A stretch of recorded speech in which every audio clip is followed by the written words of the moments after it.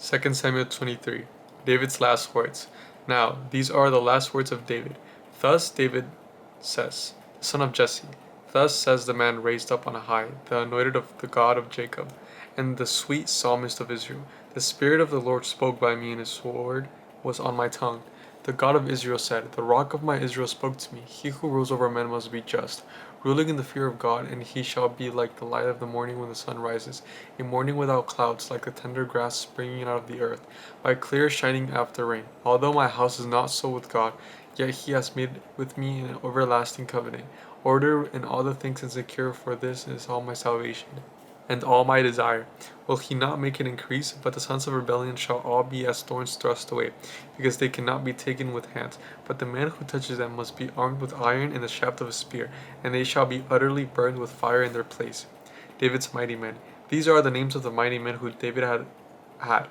Joseb, Basabeth, the Tachamonite, chief among the captains. He was called Adino the Esnite, because he had killed 800 men at one time, and after him was Elzar the son of the Achanite, one of the three mighty men with David when they defied the Philistines who were gathered there for battle, and the men of Israel had retreated. He arose and attacked the Philistines until his hand was weary, and his hand struck to the sword. The Lord brought about a great victory that day, and the people returned after him only to plunder. And after him was Shammah, the son of Agi, and the Harite. The Philistines had gathered together into a troop where there was a piece of ground full of lentils. So the people fled from the Philistines, but he had stationed himself in the middle of the field, defended it, and killed the Philistines. So the Lord brought about a great victory. Then 3 of the 30 chief men went down the harvest and came to David at the cave of Adullam, and the troop of Philistines encamped in the valley of Rephaim.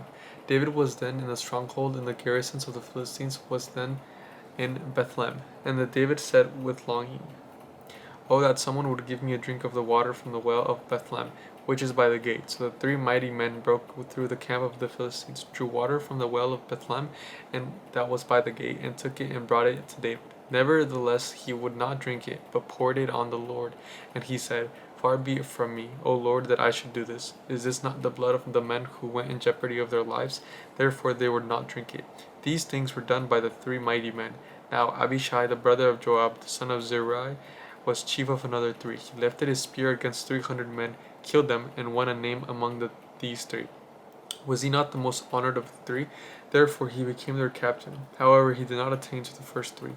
Benani was the son of Jehoiada, the son of Valiant of Man from Kabzeel, who had done many deeds. He had killed 2 lion-like heroes of Moab. He also had gone down and killed a lion in the midst of the pit on a snowy day. And he killed an Egyptian, a spectacular man. The Egyptian had a spear in his hand, so he went down to him with a staff, wrested the spear out of the Egyptian's hand, and killed him with his own spear. These things Benai, the son of Jehoiada, did, and won a name.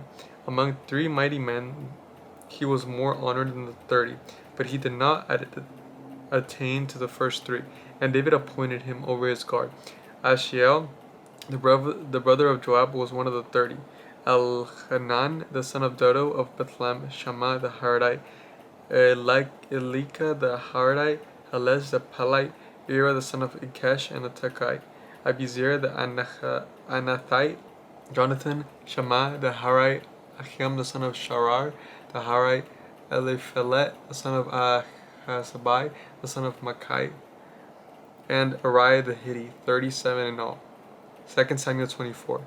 David's census of Israel and Judah. Again, the anger of the Lord was aroused against Israel, and he moved David against them to say, "Go, number Israel and Judah." So the king said to Joab, the commander of the army who was with him, "Now go throughout all the tribes of Israel from Dan to Beersheba, and count the people, that I may know the number of the people." And Joab said to the king, "Now may the Lord your God add to the people 100 times more than there are, and may the eyes of the Lord the king see it. But why does my lord the king desire this thing?" Nevertheless the king's words prevailed against Joab and against the captains of the army. Therefore Joab and the captains of the army went out from the presence of the king to count the people of Israel. And they crossed over the Jordan and camped in Aroer, on the right side of the town, which is the midst of the ravine, Gad, and toward the Gezer. Then they came to Gilead and to the land of Tachitim, Hodeshi. They came to Dan Jan and around to Sidon, and they came to the stronghold of Tyre, and to all the cities of Hivites and the Canaanites. And they went out to South Judah as far as Beersheba. So when they had gone through all the land, they came to Jerusalem at the end of 9 months and 20 days. Then Joab gave some of the number of the people to the king. And there were in Israel 800,000 valiant men who drew the sword. Of the men of Judah were 500,000 men. The judgment of David's sin. And David's heart condemned him after he had numbered the people. So David said to the Lord, I have sinned greatly in what I have done. But now I pray, O Lord, take away the iniquity of your servant, for I have done very foolishly. Now when David arose in the morning, the word of the Lord came to the prophet Gad, David's seer, saying, Go and tell David, Thus saith the Lord, I offer you 3 things. Choose one of them for yourself, that I may do it to you. So Gad came to David and told him, and he said to him, Shall 7 years of famine come to you in your land? Or shall you flee 3 months before your enemies while they pursue you? Or shall there be 3 days plague in your hand? Now consider it and see what answer I shall take back to him who sent me. And David said to Gad, I am in great distress. Please let us fall into the hand of the Lord, for his mercies are great, but do not let me fall into the hand of the man. So the Lord sent a plague upon Israel from the morning to the appointed time. From Dan to Beersheba, 70,000 men of the people died. And when the angel stretched out his hands over Jerusalem to destroy it, the Lord relented from the destruction and said to the angel who was destroying the people, It is enough, now restrain your hand. And the angel of the Lord was by the threshing floor of Araunah the Jebusite. Then David spoke to the Lord when he saw the angel who was striking the people, and said, Surely I have sinned and I have done wickedly, but these sheep, what have they done? Let your hand, I pray, be against me and against my father's house, the altar on the threshing floor. And Gad came that day to David and said to him, Go up, erect an altar to the Lord on the threshing floor of Araunah the Jebusite. So David, according to the word of God, went up as the Lord commanded. Now Araunah looked and saw the king and his servants coming toward him. So Araunah went out and bowed before the king with his face to the ground. Then Araunah said, Why has my lord the king come to his servant? And David said, To buy this threshing floor from you, to build an altar to the Lord, and the plague may be withdrawn from the people.